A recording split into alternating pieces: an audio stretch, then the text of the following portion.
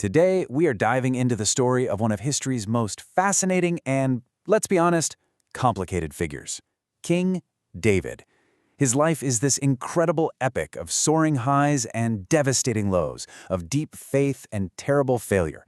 It's really a story that makes you ask how one person can be both a hero and a villain. And this, right here, is the central puzzle of David's life. On the one hand, you have the hero, brave, loyal, a man of faith. But on the other hand, adultery and even murder. So how do those two realities exist in the same person? That's the question that makes his story so powerful, so let's get into it. All right, so our story kicks off with David's incredible rise, from basically a nobody shepherd boy to the king of all of Israel.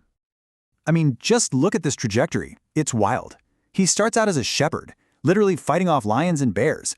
Then, out of nowhere, he's anointed by the prophet Samuel as the future king. Next thing you know, he takes down Goliath, and boom, he's a national hero. Of course, that fame makes the current king, Saul, incredibly jealous, and David spends years on the run as a fugitive. This whole journey is what forged him into the leader who would eventually unite the entire kingdom. This quote, "This is the key to understanding early David." When he was standing in front of that giant, Goliath, he wasn't trusting in his own skill or strength. He famously turned down the king's own armor. He chose a sling and a stone because his entire confidence was rooted in this one idea: victory comes from the Lord. That faith was the engine for all his early success. And you can see his character in these moments. He forms this incredible bond with Jonathan, who just happens to be the son of the king who's trying to kill him. And twice, David gets the chance to kill Saul and end it all, but he refuses to harm the man God had anointed as king. Then, years later, he honors a promise to his long-dead friend by caring for Jonathan's son. This was the kind of man David was. So with that kind of character and faith, he finally reaches the throne. And as king, David ushers in what was truly a golden age for Israel. And one of his biggest moves was bringing the Ark of the Covenant to Jerusalem. Now, this was way more than just a political power play. The Ark represented the very presence of God. By placing it in his new capital, David was making Jerusalem the spiritual heart of the nation, not just his political center. He was setting the stage for the great temple that was to come. But it's right here, at the absolute peak of his power, at the height of his glory, that the whole story takes a dark, dark turn. The hero is about to fall. Let's just walk through how this happened, because it's a chilling cascade of bad choices. It starts with a look. Step 1, he saw. David is on his palace roof and sees Bathsheba. Instead of looking away, he leans in. That leads to step 2, he took. He abuses his royal power and commits adultery. But then she becomes pregnant. The cover-up begins, and it leads to the unthinkable. Step 3, he murdered. He arranges for her husband, Uriah, one of his most loyal soldiers, to be killed on the battlefield. A single glance spiraled into adultery, deception, and murder. For a while, it seems like he got away with it, but God sends the prophet Nathan to confront him. Nathan cleverly tells the king a story about a rich man who stole a poor man's only lamb. David becomes enraged and says the man deserves to die. And in that moment, Nathan delivers the knockout blow. You are the man. The secret was out. Everything was exposed. And the consequences were not abstract. They were immediate, they were severe, and they were heartbreakingly personal. They were about to tear his family apart from the inside out. Nathan just lays it all out. The child born from this affair will die. Violence will become a permanent resident in his family. The sword will never depart from your house. And the same kind of shame he caused in secret would be brought on him publicly by members of his own household. And that prophecy came true in the most painful way possible. His own son, Absalom, leads a rebellion to overthrow him.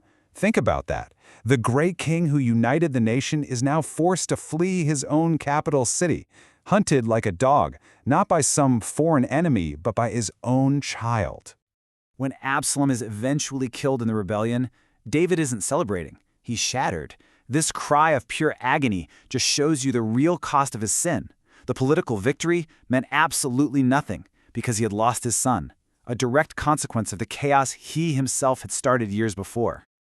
So, how does this story possibly recover? Well, it concludes by focusing not just on David's spectacular fall, but on his response to it. This is the story of his imperfect faith. And this is the crucial turning point. David doesn't make excuses. He doesn't blame shift. He repents. And we're not just talking about saying sorry, we're talking about a profound, gut-wrenching turn back to God.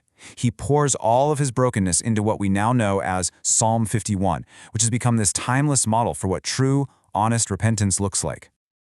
And here's one of the toughest but most important lessons in the whole story. Yes, God forgave David. Their relationship was restored.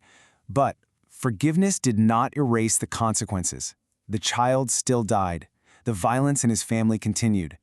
It's a powerful reminder that our actions have real-world ripple effects, and even when we're forgiven, those ripples don't just disappear.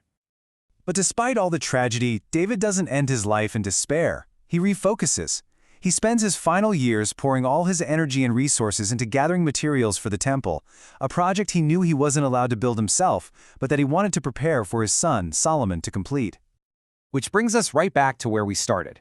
After all this, the affair, the murder, the broken family, how is it possible that this man is remembered as a man after God's own heart? It seems like a massive contradiction. And the answer is this: it was never about him being perfect. It's that the fundamental direction of his heart, its default setting, was always aimed back toward God. When he wandered off, he came back. When he sinned, he repented. When he was broken, he trusted. It was never about a flawless record. It was about the orientation of his heart. So that leaves us with this final thought.